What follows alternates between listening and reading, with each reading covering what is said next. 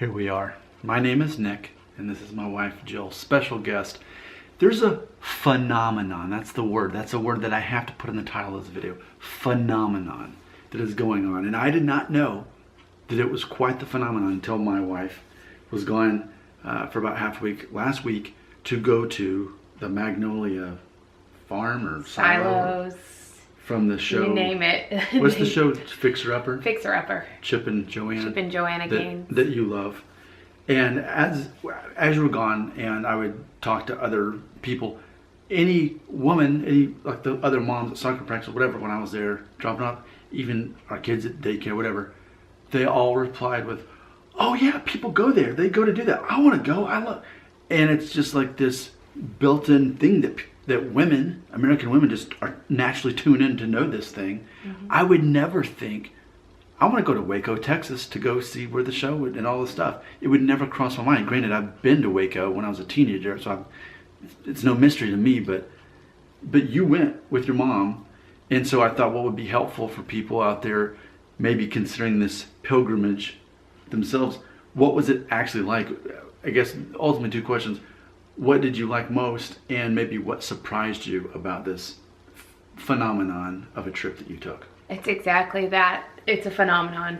Like, it is the Disneyland for adult women, I guess, really. Like, and there are men there, mostly husbands tagging along with their wives, but there are a lot of women groups, like older generations, younger generations, people going out there for bachelorette parties. Like, I mean, it's a thing. Like, there are, no joke, like, people lined up. I mean, we just picked a few random days in the middle of the week to go. We just heard, oh, Waco's nice to visit during March and April because of the weather. You weren't really even there on the weekend, not really. No. You left on the weekend. No, we left on Saturday and really like left Saturday morning. But I mean, arrived, what, Wednesday, Thursday? Wednesday we flew into Dallas and then made that hour and 45-minute drive down to Waco, which I have to say, if anybody's gonna go to Waco to do this, you need to stop in Waxahachie, which is 30 minutes south of Dallas on your way to Waco, because it's very small town feel, lots of boutiques and shops and eateries and just really nice people. So what would you say the breakdown of, once you get there, how long does it take to see all the events on this route? Honestly, it doesn't. I mean, you're really there to see the Magnolia, all the Magnolia like stuff. So you go to the Magnolia silos, obviously. There's the bakery there, so you go there. They've got their restaurant, Magnolia Table. And then you go to the little shop on Boss, which is where they originally started, you know, her shop. And yeah, I mean, it's just, you go around, you can go around and look at some of the houses. I don't know, we didn't have specific addresses, and I felt a little odd, like pulling up into some of the places. Like, we got up early to go to Magnolia Table. We had gone to Baylor University and talked to someone, and they said, you have to go between like 6:30 or 7, you'll be fine. You won't have to wait in a line. And we thought, you have got to be kidding me. Like, we're gonna eat breakfast at 6:30 in the morning. But we did, because we knew that's what we needed to do to see, to go and experience their restaurant, which, I mean, that's what you're there to do. Waco doesn't have a lot of other things going on. I mean, it's slowly building, and there's, you know, there's other antique shops and different places to see. But it's really all about the Magnolia experience. So, I mean, we met people from all across the country. Like, my mom flew out from California, I flew out from Nashville. We met people from New Jersey, New York, Ohio, Oregon, Wyoming, everywhere in between. Like, it is a phenomenon, and just for no particular reason, just people go there to see and experience Magnolia, and I don't know, get a closer look of Chip and Joanna, like what they've built. And it really is, it's amazing. And you have to experience, I mean, the bakery. We didn't think we needed to experience the bakery, but people kept telling us, oh, you have to go, like, you have to go get a cupcake for me.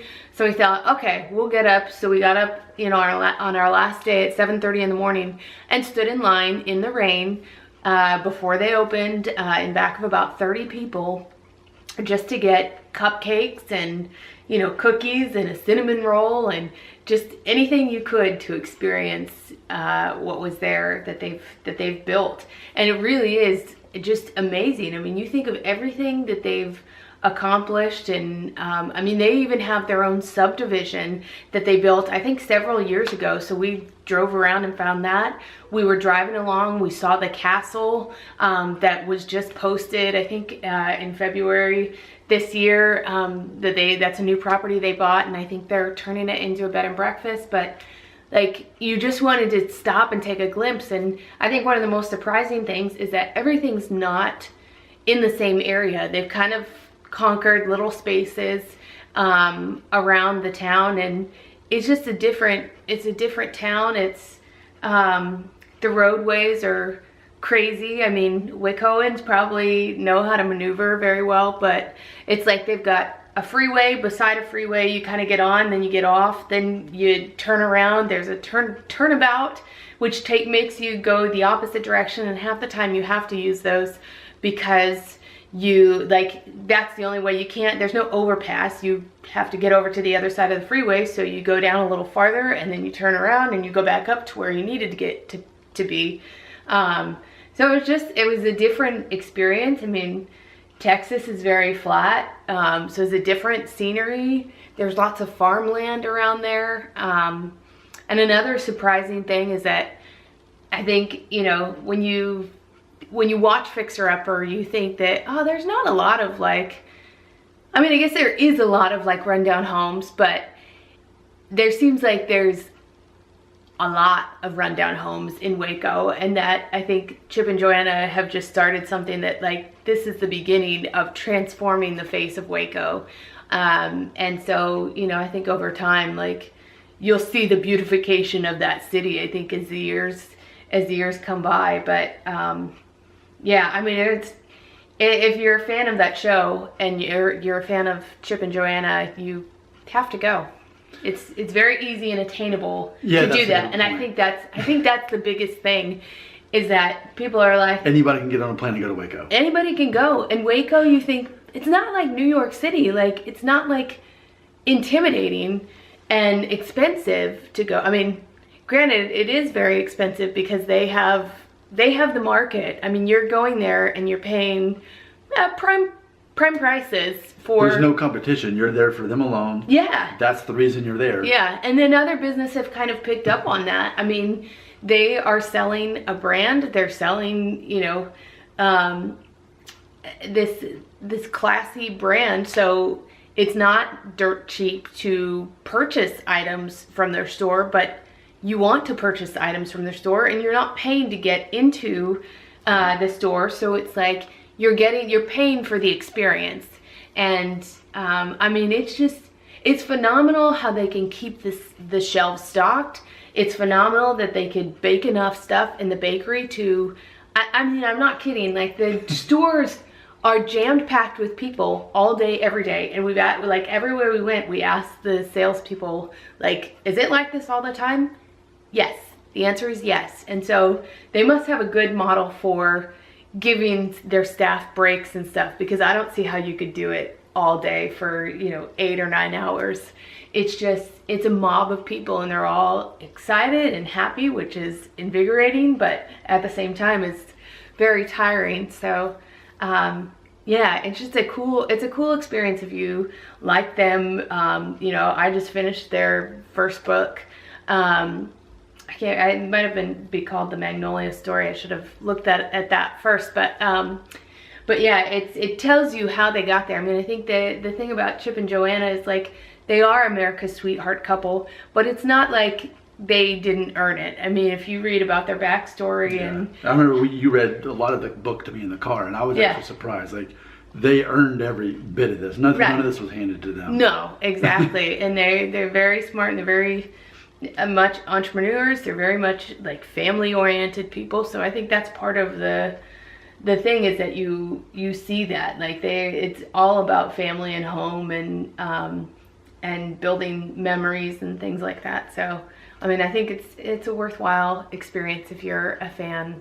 of the show. Yeah, and as you were saying that, here's what I was thinking.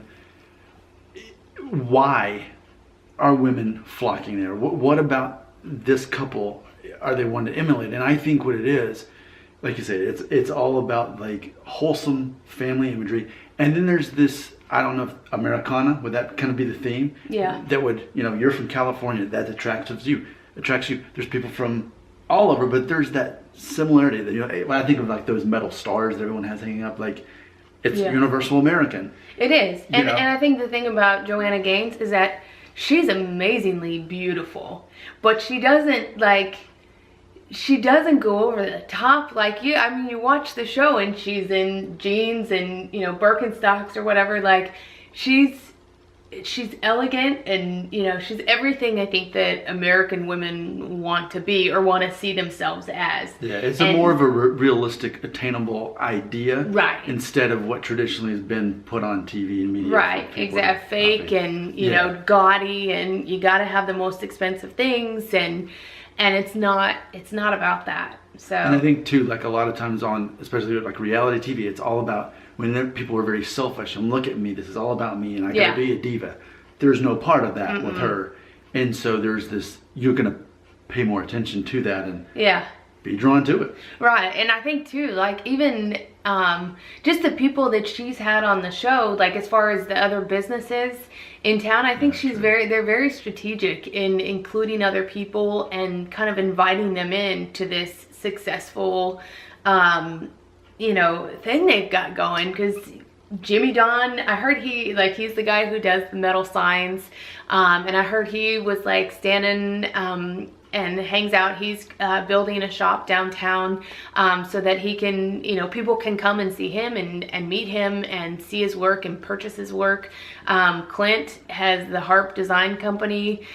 We went there, and his shop is right next to his house that Chip and Joanna built. And I mean, it's just an amazing thing. And I think too, like that, it speaks volumes for Chip and Joanna that they want to build Waco, and help give other people better lives. I mean, obviously they're very fortunate in all the, just not even fame, like who cares about fame, but just the success, like, that they've had. I think they want to bring that to their town. And we were talking to somebody who was telling us she moved out from California, from the Sacramento area, which I'm from, and she was working at the silos, and she was telling us that like 2 years, or well, she's been there 2 years now, but I guess several years ago there were tornadoes that came and just ruined Waco. And I mean, I don't remember when she said they came through, but I think it kind of devastated the town and they had a hard time recovering from it.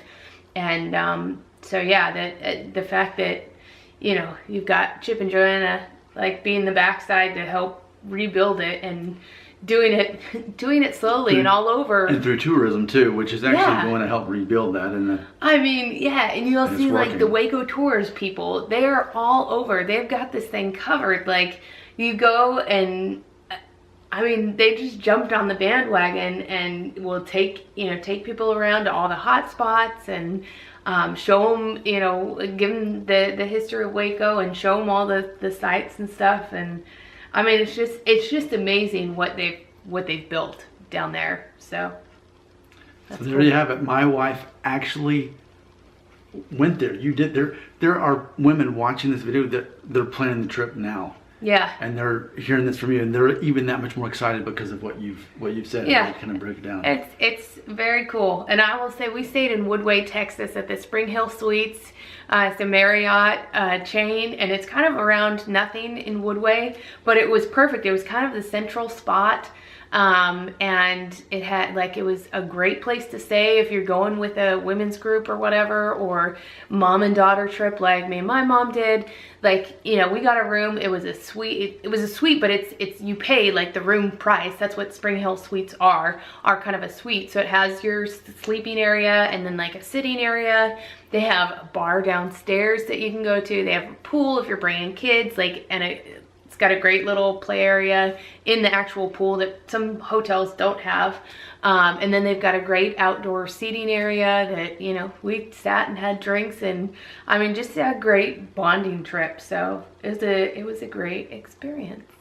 Thanks for watching.